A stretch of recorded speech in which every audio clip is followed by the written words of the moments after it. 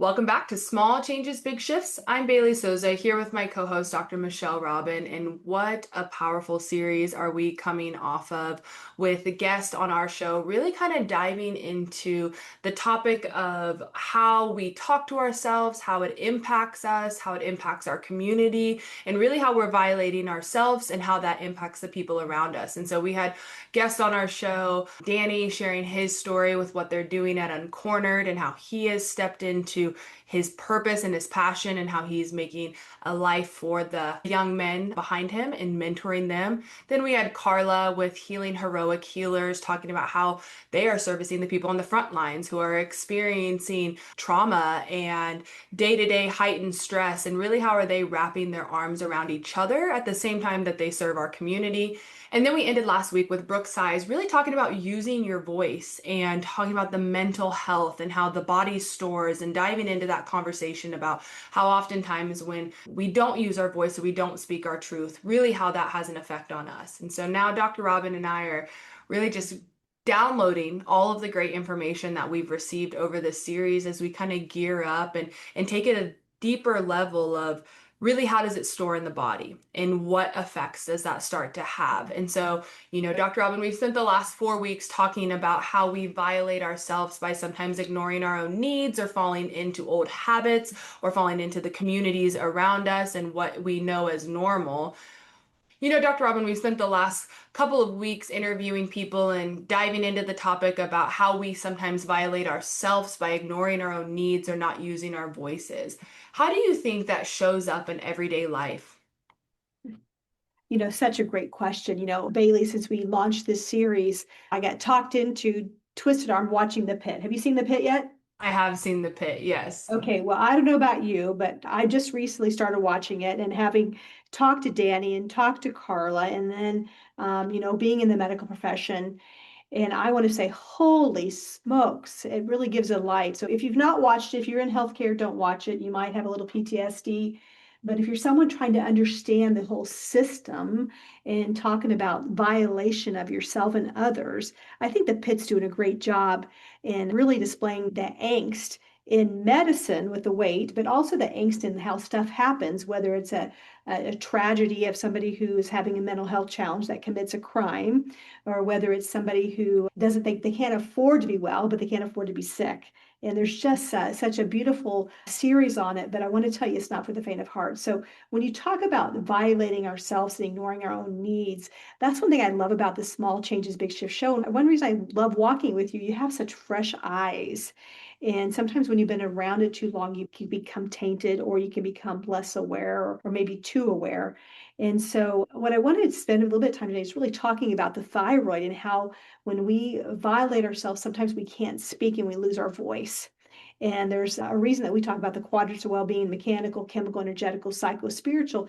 And the reason we talk about all four areas is it could be a combination of all those areas. Recently, I was talking with a client that had pretty bad endometriosis and didn't really know about it why. And as we were having this conversation, of course, in my mind, I'm trying to put together, okay, what's the hormonal cause? What's the emotional cause? What's the energetical cause? What's the mechanical cause? And asking them questions, trying to figure out what's the why. And so to our listeners, when you have a condition like something like thyroid disease that affects 20 million Americans, 1 in 8 women will experience it in their lifetime. And it's more likely women than men, even though men can have thyroid disease. I want to talk about that as we're coming out of this whole theme around, in a sense, of violence, and how do we really reconnect back to ourselves. And I think one way that I see it every day is people present with some hormonal imbalance, which I believe the thyroid's a big part of that. And that's probably one of the first part of the endocrine system that gets impacted when we are under chronic stress, because our body has to keep going. So many great conversations. And through my years, especially the more and more I practice more wellness chiropractic and help people dive into their body talk. And if you want to have an example of a body talk, please reach out to us. We're happy to send you one so you can start to learn what's your body telling you. We want to talk about the thyroid. Well, I think one thing that I've learned just from watching, the work that we do at Your Wellness Connection and the impact that we see in the community through small changes is really everything should have that whole person approach to it. And so oftentimes when you're looking at an issue, whether it is thyroid, there is oftentimes some emotional things that you need to think about. There's some chemical things, there's the physical things. And so you brought an interesting point about the thyroid and not using your voice, and with it being located in the throat. Do you think that there is a connection between holding things in and not speaking up, and then how we experience stress in our bodies? When I'm talking with people and kind of replaying the story, the body has a story. It's much like I'm buying a car. If you're buying a used car, you're going to ask different questions than if you're buying a new car because it has a story to tell.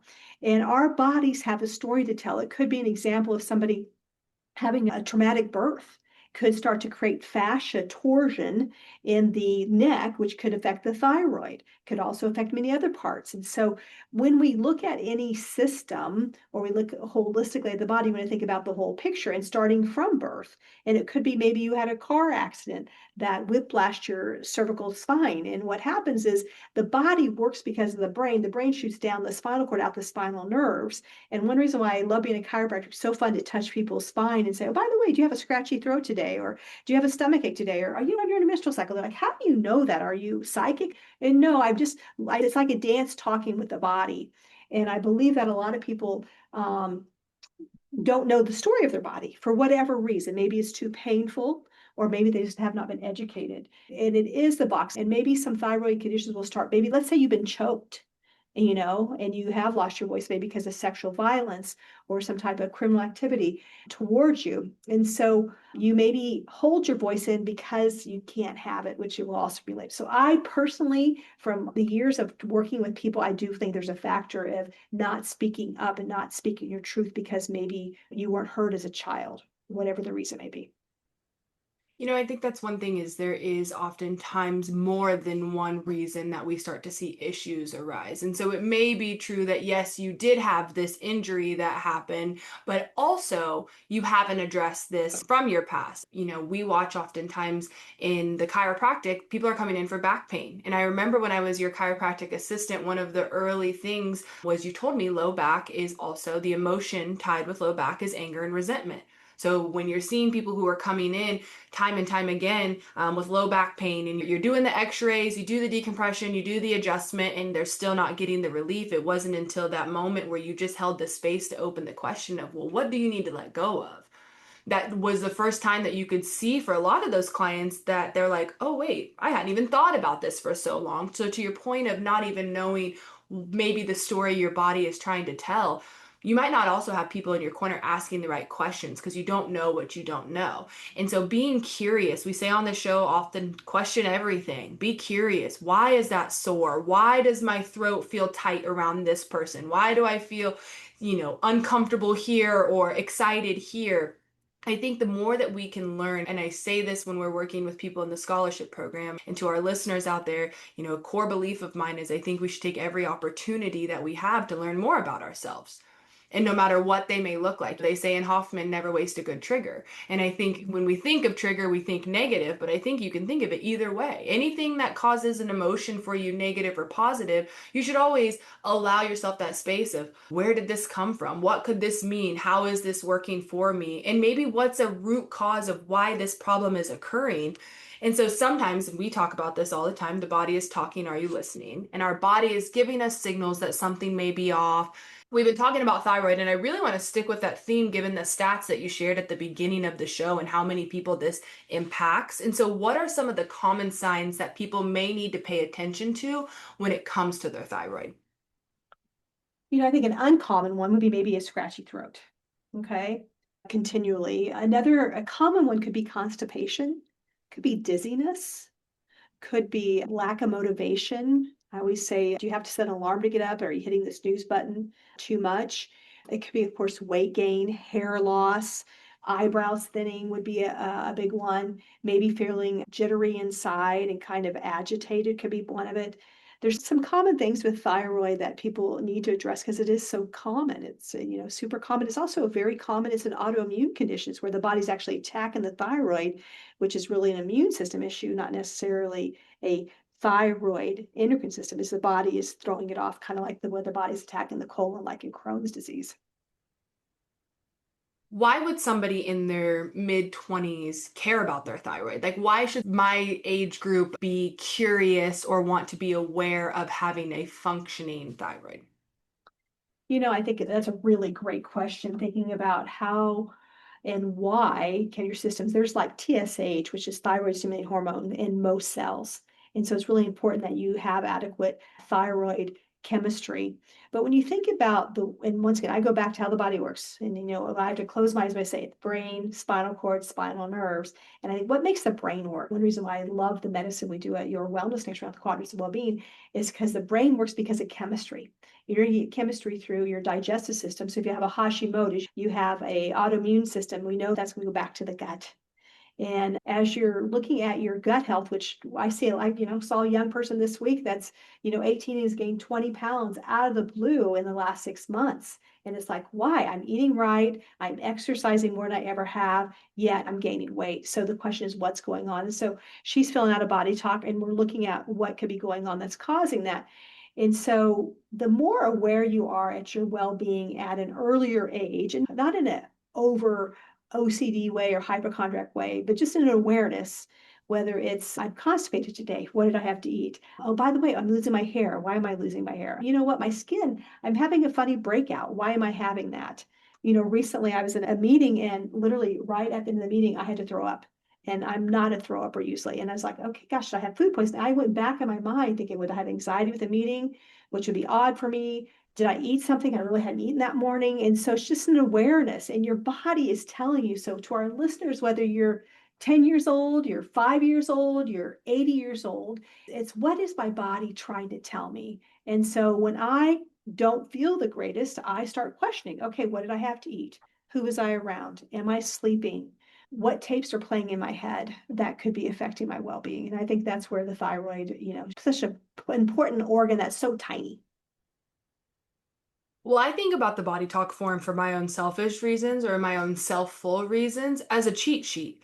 I really look at it as the more that I learn about my body, when I know that my nose is having a consistent run for me, that means my C2 is out. I know that because I have looked for the signs, I've looked for the symptoms, and so now I know, oh, I need a neck adjustment. And typically I can kind of feel and I know what to look for. And I'm like, oh, that is a little tender. And so just being aware, it makes it, I don't know about you or our listeners out there, but I would love anytime a symptom comes up that I'm able to say, oh, this is happening because XYZ, because I have that awareness, because I've done the work to listen to my body, to slow down enough to be aware of those signs and symptoms.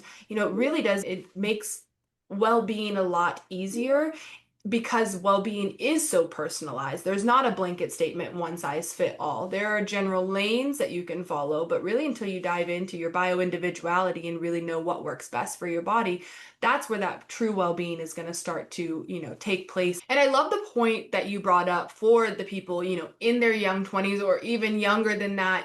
You should care no matter what, because you should want to be well. But I know one big thing that I see, and it's my group right now, as we're in the family planning stages and people are thinking about, having kids. How does the thyroid have an impact on hormones or fertility to where my generation should be aware of it?